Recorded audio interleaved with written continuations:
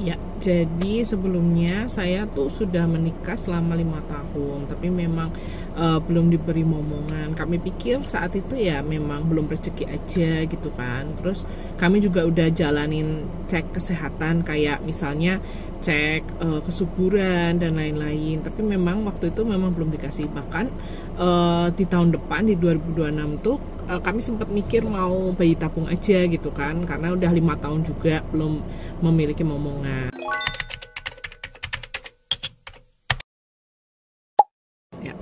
Terus di tengah-tengah 2025 itu ternyata hamil, alhamdulillah. Nah, taunya itu waktu umur kehamilan 6 minggu. Terus langsung tes awal screening kehamilan, pasca kehamilan gitu kan, kayak darah dan lain-lain, termasuk salah satunya tes dedimer. Nah, itu baru tahu ternyata dedimer tuh terkait pengentalan darah gitu kan.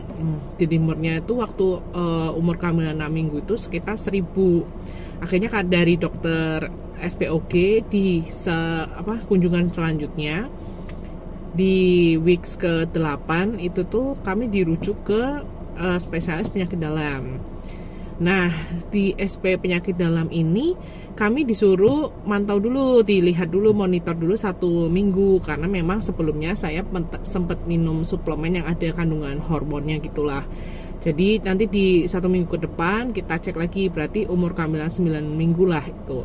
Kita cek lagi, dedimernya ternyata jadi 6.800. Nah, akhirnya dari spesialis penyakit dalam itu dirujuk lagi ke spesialis penyakit dalam KR gitu, SPPD KR gitu.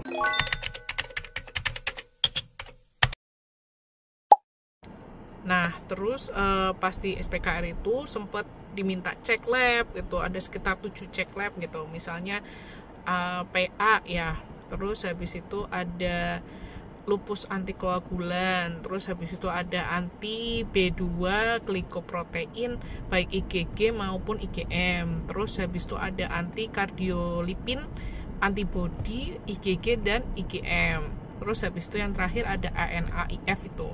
Nah, itu sekitar perkiraannya itu sekitar 9.200.000-an. Terus habis itu aku akhirnya cari pendapat ke teman-teman kan, cari tanya-tanya buat second opinion gitu. Terus ada teman aku yang dulu sempat dedimernya 1000-an gitu, dia tuh dirujuk ke dokter Yusfa. Dia nyaranin aku ke dokter Yusfa Rashid gitu di YPK Mandiri.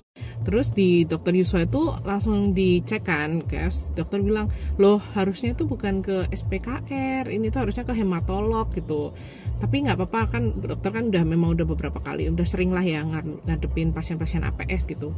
Nah, dokter tuh bilang, kamu udah cek yang 9 juta itu? Saya bilang, belum dok gitu, masih nyari second opinion nih gitu kan. Terus akhirnya kata dokter nggak perlu yang semua itu dicek, cukup 1 aja yang menurut dokter kan emang yang udah akurat aja gitu ya. Itu aku disuruh cek protein S ya, cek protein S itu salah satu cek yang 1 aja itu udah bisa akurat untuk mendeteksi adanya APS atau enggak gitu. Nah, selama kan hasil ceknya itu seminggu.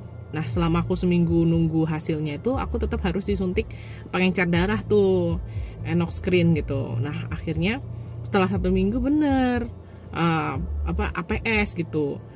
Akhirnya ya lanjut nih sampai sekarang masih suntik terus, dan bersyukur banget sih ketemu dokter Yuswa di saat kritikal lah itu ya, karena kita udah mulai tinggi dedimer tuh kan umur kehamilan 6 minggu, terus habis itu mulai ke spesialis KR itu udah 9 minggu, udah mau 10 minggu, ketemu dokter Yuswa itu 11 minggu posisi.